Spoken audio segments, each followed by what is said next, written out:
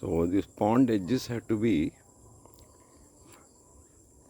conducive for the little birds to get in and get out feeling quite safe and nice.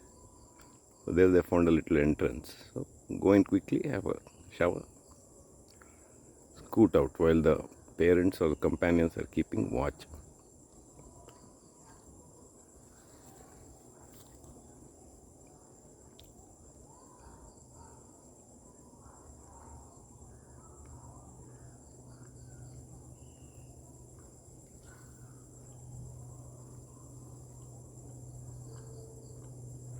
And all this foliage makes them feel safe enough